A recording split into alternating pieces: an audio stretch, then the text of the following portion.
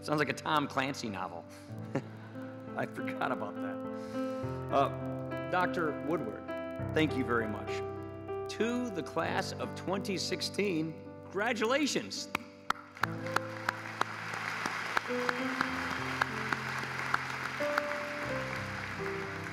This is a big moment in your life, and no matter how much fun you're going to have tonight, you are bound to remember some of it.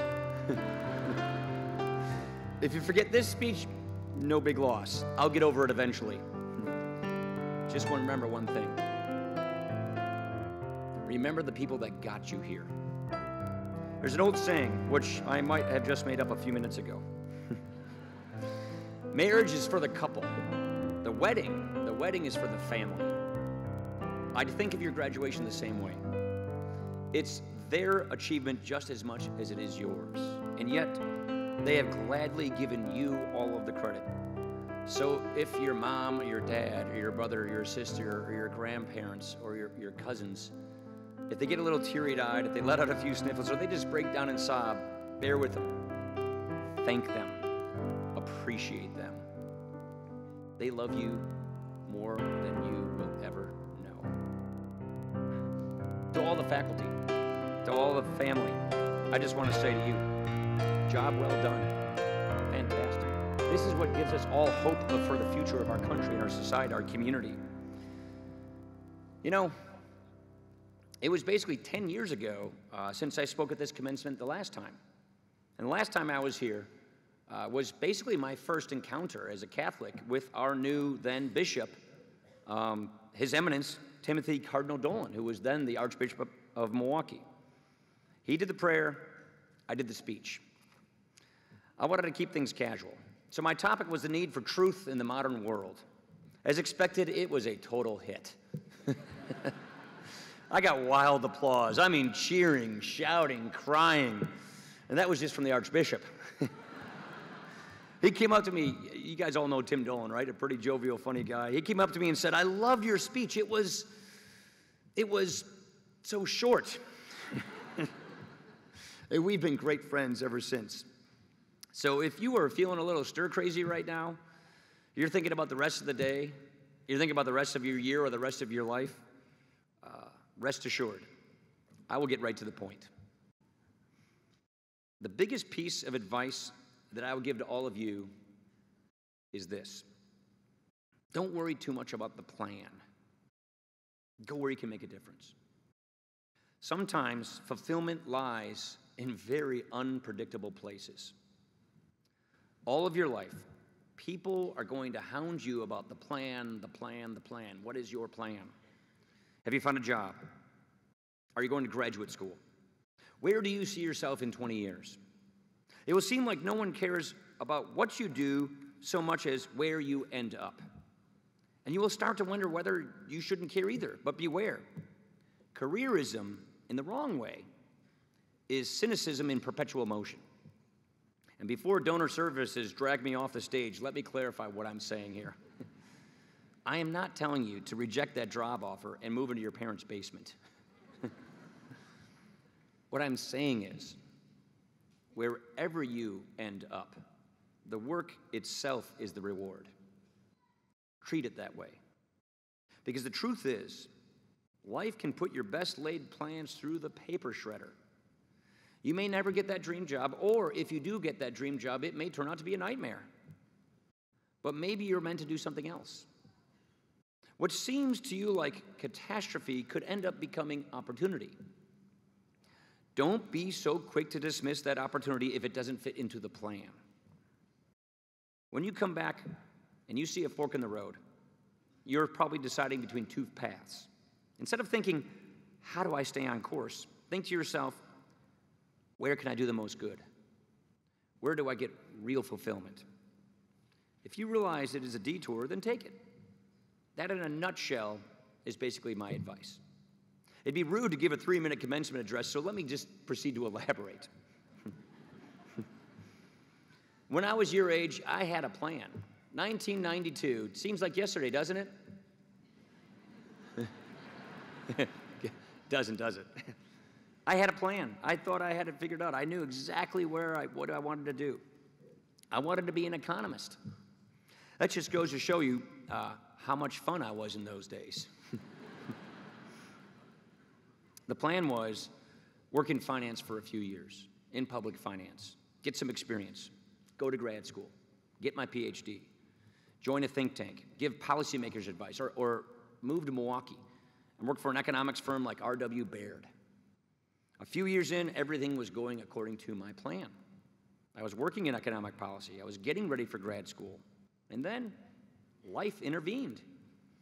The congressman who represented my home district decided to run for the Senate. I think his daughter went to Carthage.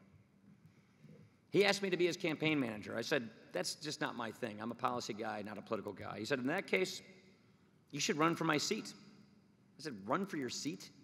That's crazy. I'm 27 years old. He asked me, why not? I told him I was young. No way could I win. It wasn't my plan. He said, you know, if I listened to all the people who told me what I could not do, I would never have gotten anything done in my life. What do you care about? What do you believe in? I told him I believed in the principles of our founding fathers. I loved public policy because I wanted to solve problems. Well, that's what he needed to hear. He said, then run. I still wasn't convinced. I called my mentor. I lost my father when I was a kid, so I grew up with mentors. One of my best mentors was a guy named Jack Kemp. He was a congressman from New York. I asked him, what do you think? Should I do this? Should I try this? He said, absolutely. You can make a huge difference. You're a Wisconsinite, but you're a public policy guy. Go do it. I called another mentor of mine, a guy named Bill Bennett. I asked, does this pass the laugh test? He said, yes, barely. Actually, he was quite encouraging. Then I called my mom, and I told her what I was thinking. She thought I was crazy. You would really want to do that? So, ultimately, I ran, and I won. But soon I had another plan. Soon I realized in the House of Representatives where I wanted to go, where I wanted to carve my space and make my difference.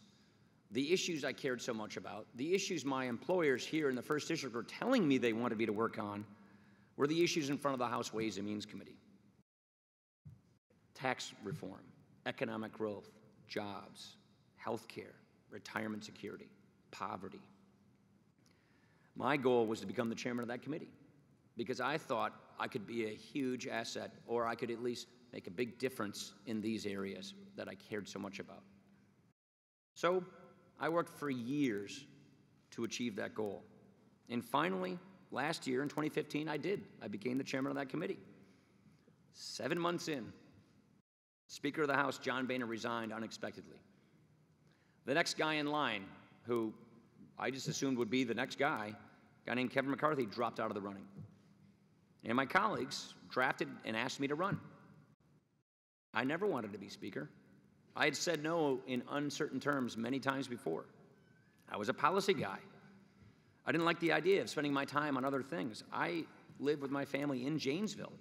Every weekend I'm here with my family. Yesterday it was turkey hunting and track meet and then dinner at my mom's. Today, here in Kenosha with you. I couldn't give those weekends up. But John told me, if you don't like the job, then change it. Keep your weekends at home. Focus on policy. Make it work. Turn it around. So I took advice. I soon realized that I could do this. I actually liked the job. Now I feel like the dog that caught the car who was never chasing it in the first place. And you see we have something in common as well. At the beginning of your senior year, I also did not know what I would be doing after graduation. This job isn't anything I ever expected or even thought I wanted. And yet I'm still doing what I love, public policy.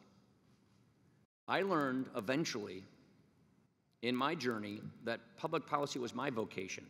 Public service is where I found my fulfillment. Through all the twists and the turns, that has been the consistent theme of my life. Now, you have to go out and figure what is yours. It may change as you get older. The only way you're going to find out is if you take your work seriously. It's your contribution to our country.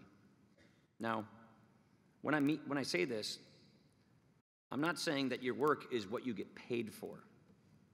Your work is all of your responsibilities, like your family, your friendships, your community. It's funny, but as life gets more complicated, it also gets a whole lot simpler as well. Status will matter a whole lot less. Doing your part will matter more.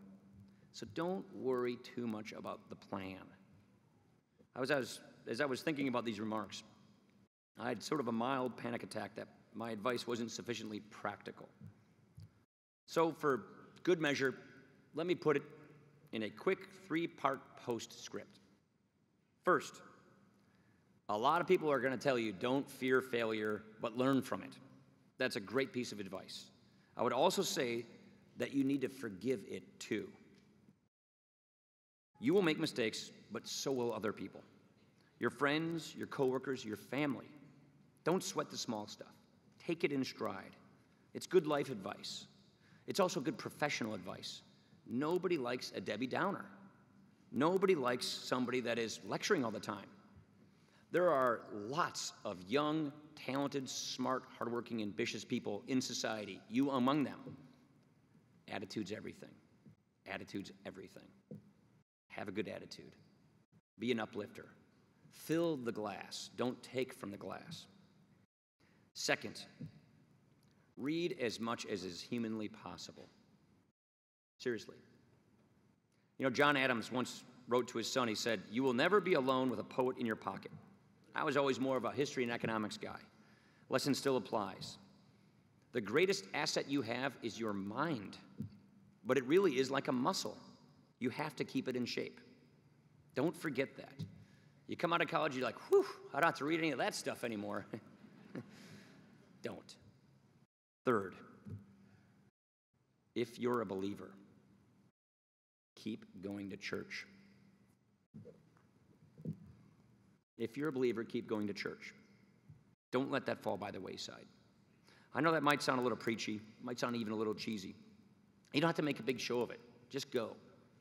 Prayer has sustained me. It has sustained me in many difficult moments of my life. I think it's going to do the same for you.